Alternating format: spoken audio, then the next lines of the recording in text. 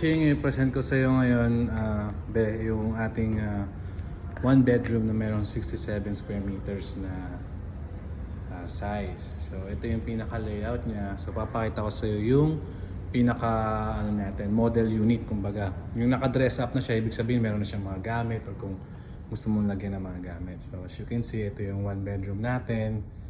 So yan. Ganda, di ba? Bagay na bagay sa ito. So kung gusto mo rin na yung mismong eksaktong-eksakto kung ano yung mga interior, pati yung mga gamit na nakikita mo ngayon dito sa video, Ching, pwede natin yung isama. Tapos ang maganda dito, smart home na siya, para siyang pwede mo siyang i-activate by using your voice, and then also meron rin siyang smoke detector. So everything is already set up digitally. So yan, as you can see, diba? Ang ganda ng pagkaka-setup ng bahay, ng condo. So yan, this is just a one bedroom unit.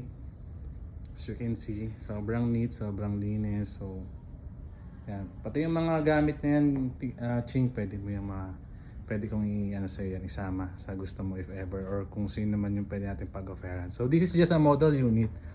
So siya, corner unit siya. Ibig sabihin, medyo extra spacious siya, unlike yung other units na meron dito. So yan, ibang ganda. So wala tayo dito, ito yung kitchen. Alright, so yan, kita mo yan, ganda nyan. Tapos ito yung ating washing area. Alright, so pwede mong gayahin yung design niya, o pwedeng yan mismo yung makita mo sa condo. So ito naman yung restroom natin. So makikita mo kung mapapansin mo, sobrang spacious niya talaga. Kasi 67 square meter nga siya as a whole. So yan.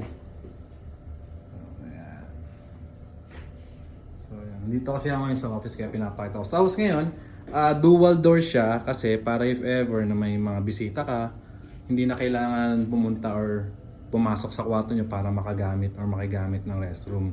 So pwede siyang nakalock na siya dito. Pwede, may pintuan naman yun talaga actually, no? Yung talagang empty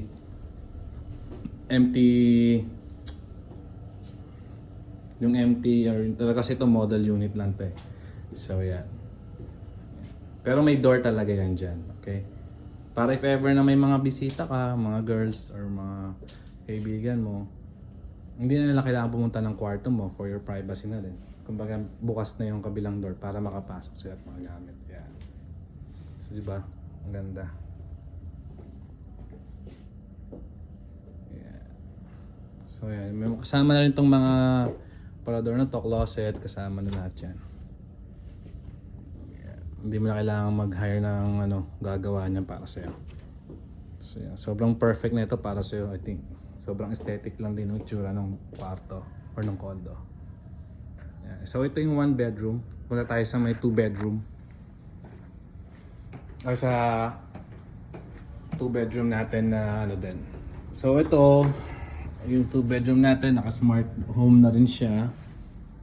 Ito, meron din if ever na meron kang kasambahay, pwede rin natin maging kwarto. Ayan. May sariling bathroom. So ito naman yung kitchen. Alright.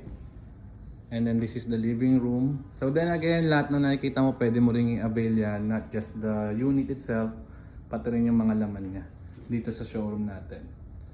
Siyempre, iiba rin yung price. Okay? So ito is the restroom.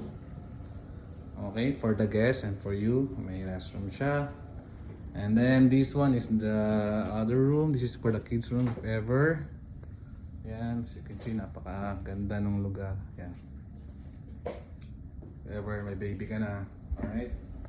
Yan, pwede yan dyan. Dalawa anak mo or kung sino man yung bibili. Yan.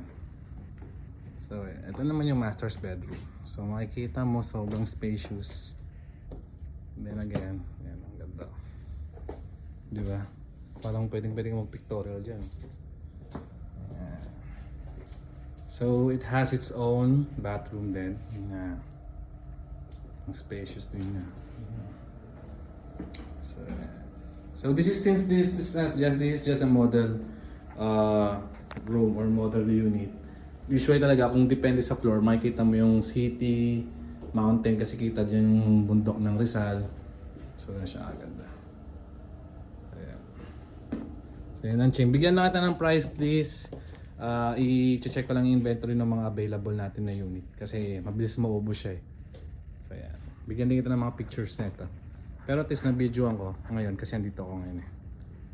Yan. Ganda, di ba?